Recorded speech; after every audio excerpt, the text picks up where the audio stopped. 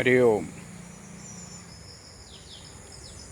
ईशावास्यमिदं सर्वं यत्किंच जगत्यां जगत् तेन त्यक्तेन भुंजीता मा कृता कस्य सिद्धनम। अत्यंत त्याग बुद्धि से ही भोग करना है, ऐसे शास्त्रों ने हमें कहा है। पर मनुष्य पिछले 120 साल से यह भूलकर भोग बुद्धि से लोभ के साथ प्रकृति का शोषण करने लगा है, जिसके कारण यह जो माँ है, माता भूमि पुत्रोहम पृथिव्या, आज बहुत बड़ी विपदा का सामना कर रहा है। विकास, विनाश और विनाश सर्वनाश की ओर बढ़ रहा है। यह देखते हुए भी मनुष्य अपने आप को रोक नहीं पाता है, क्योंकि उसका लोभ उसे आगे बढ़ा रहा है। हमारे पारंपरिक संस्कृति पूरे विश्व में ही, भारत में ही नहीं, पूरे विश्व में ही प्रकृति के साथ हमें जोड़कर रखा हुआ था। यह आज सब जगह दिखाई देता है कि प्राचीनतम जो संस्कृतियां हैं वो हमें प्रकृति के साथ जोड़ती हैं।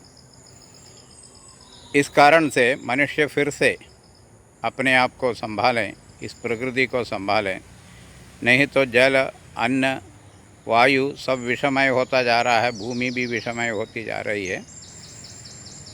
मनुष्य अगर नहीं संभलेगा तो मनुष्य ही नहीं, सारे प्राणी और जीवजाल भी नष्ट हो जाएंगे और अनेक वर्षों तक पृथ्वी पर जीवन संभव नहीं हो पाएगा। अणु बम जैसे विनाशकारी शस्त्र तो जोड़े ही हैं, पर हम अपने आप को भी विषमय वायु और अन्न और जल से नष्ट कर रहे हैं। इन सारे विषयों का विचार करके प्रकृति के पूजन करने से हम फिर से अपने मन को स्वच्छ करें, स्वस्थ करें और प्रदूषण मुक्त करें। लोभ से मुक्त करके, लोभ रूपी प्रदूषण से मुक्त करके अपने आप को मुक्त करेंगे मनुष्य, तो स्वतः प्रकृति अपने आप को ठीक करेगी। नहीं तो महाविपत्त, महामारी हमें पीछे पड़े रहेंगे हमारे।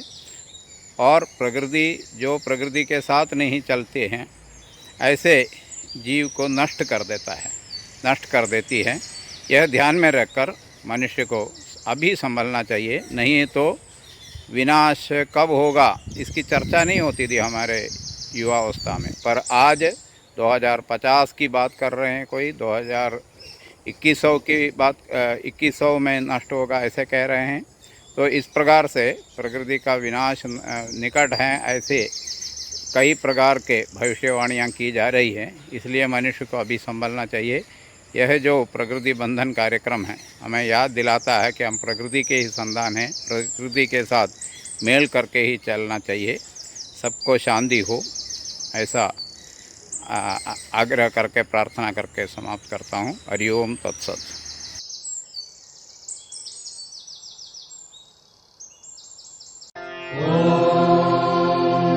सर्वे भवन्तु सुखिनः, सर्वे सन्तु निरामयाः, सर्वे भद्राणि पश्यन्तु, मा कश्चित् दुःखभाग् भवेत्।